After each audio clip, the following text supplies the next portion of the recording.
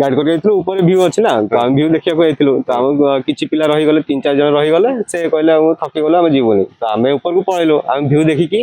ତ ସେମାନେ ଯେହେତୁ ପଳେଇ ଆସିଲେ ସେମାନେ ଜଲ୍ଦି ପଳେଇ ଆସିଲେ ଆମେ ଭ୍ୟୁରୁ ଆସିଲା ବେଳକୁ ଟିକେ ଟାଇମ୍ ଲାଗିଗଲା ଯେହେତୁ ଅନ୍ଧାର ହେଇଗଲା ଆମେ ରହିଗଲୁ ଆମେ ଅନ୍ଧାର ହେଇଛି ଏବେ ରିସ୍କ ନେବାନି ରହିଯିବା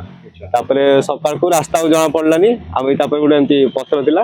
ତ ସେ ଉପରେ ଥିଲୁ ତ ଆମେ କହିଲୁ ରିସ୍କ କାଇଁ ନେବା ତ ଡାକିଦେବା ସାର୍ଙ୍କୁ କଲ୍ କରିଦେଲୁ ମାନେ ଇଏ ଏମର୍ଜେନ୍ସି କଲ୍ କରିଦେଲୁ ଆସିଗଲେ ନେଇ ଆସିଲେ ନେଟୱାର୍କ ଥିଲା ହଁ ନେଟୱାର୍କ ଥିଲା କେତେ ଜଣ ଯାଇଥିଲେ?